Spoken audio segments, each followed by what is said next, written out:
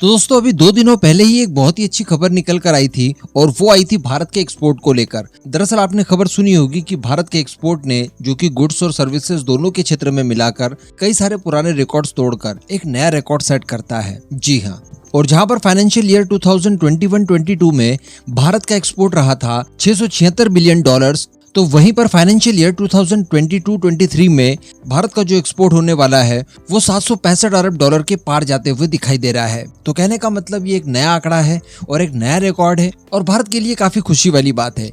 लेकिन दोस्तों पिछले 3 सालों से हम लोग इंतजार कर रहे थे नई FTP को लेकर, यानी फॉरेन ट्रेड पॉलिसी। दरअसल आप जानते होंगे कि हर 5 साल में हमारे देश के अंदर नई फॉरेन ट्रेड पॉलिसी आती है, जिसके तहत उन क्षेत्रों को ज्यादा बढ़ावा दिया जाता है जहां पर हम लोग बहुत अच्छा कर रहे हैं।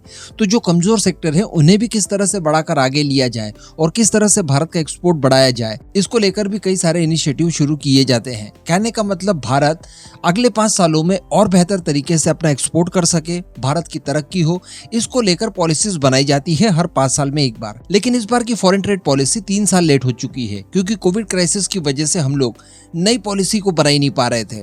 लेकिन आज फाइनली 31 मार्च को नई ट्रेड पॉलिसी भारत के कॉमर्स मिनिस्टर पीयूष गोयल जी की तरफ से अनावरण कर दिया गया है। जी हाँ, और इसको लेकर कई सारी नई बातें निकल कर आई है, जिसमें बताया जा रहा है कि 2030 तक भारत का जो एक्सपोर्ट है वो $2 ट्रिलियन को पार कर जाएगा। जी हाँ, अब यहाँ पर जो नई ट्रेड पॉलिसी को लॉन्च किया गया है, इसमें बताया गया है कि जो ग्लोबल ट्रेड में गिरावट देखी जा रही है दुनिया भर के अंदर, इस दौरान भी ये भारत के ट्रेड को और भारत के एक्सपोर्ट को मजबूती प्रदान करने का काम करेगी। और इस बार जो ट्रेड पॉलिसी में खासियत देखी गई है वो ये है कि इसकी कोई अंतिम तिथि वगैरह नहीं है और सबसे बड़ी बात कि इसे कभी भी एडिट किया जा सकता है अपनी ज़रूरत के हिसाब से।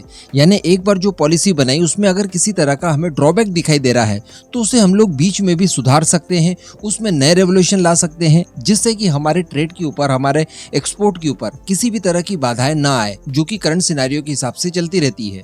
हम सभी जानते हैं कि दुनिया भर में क्राइसिस चलते रहते हैं, किसी भी तरह की कोई मंदी वगैरह आ जाती है। ऐसी परिस्थिति में आपको आपकी पॉलिसीज चेंज करने की जरूरत महसूस होती है, लेकिन अगर आप चेंज करने लायक उसे रखेंगे ही नहीं तो वहां पर दिक्कतें जाएंगी। इसीलिए इस बार जो नई ट्रेड पॉलिसी लाई गई है इसमें आप कई सारे चेंजेस इस पॉलिसी के टाइम पीरियड के दौरान कर पाएंगे। ये सबसे अच्छी बात लगी मुझे। अब अगर हम लोग शॉर्ट में समझे इस ट्रेड पॉलिसी को तो इसमें कुल 6 पॉइंट बहुत ही ज्यादा महत्वपूर्ण होने वाले हैं, जो कि मैं आपको बहुत ज्यादा शॉर्ट में बताने वाला हूँ। ध्यान से सुनिए। जो सबसे पहला महत्वपूर्ण पॉइंट रखा गया है वो ये है कि भारत सभी इंटरनेशनल लेन देन को अब रुपये में करने की तैयारी कर रहा है। यानी डी-डॉलराइजेशन हमारा इस ट्रेड पॉलिसी से काफी हद तक जुड़ा हुआ है और डॉलर की जो निर्भरता है उसे समाप्त करने की तैयारी भारत कर रहा है, ताकि अमेरिका कभी भी इन फ्यूचर इसका हथियार बनाकर भारत के खिलाफ इस्तेमाल ना कर सके। दूसरा पॉइंट जो निकल कर आ रहा है वो DGFT यानी director general of foreign trade की तरफ से आ रहा है, जो कि भारत में है संतोष सारंगी जी।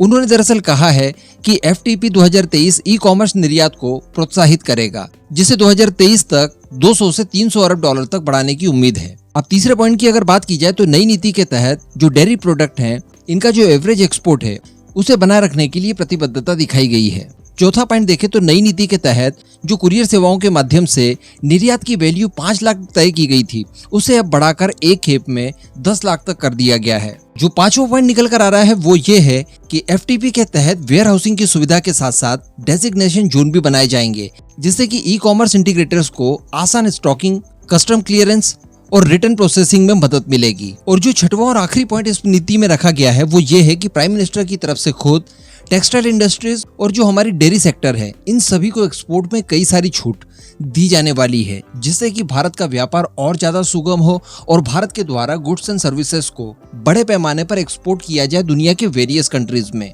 इसलिए ये नई पॉलिसीज काफी ज्यादा ऊर्जावान दिखाई दे रही है और भारत के फ्यूचर के लिए ये बहुत शानदार है। और जो लक्ष्य रखा गया है, जैसा कि मैंने आपको बताया, 2030 तक $2 ट्रिलियन के आंकड़े को पार करना यही होगा।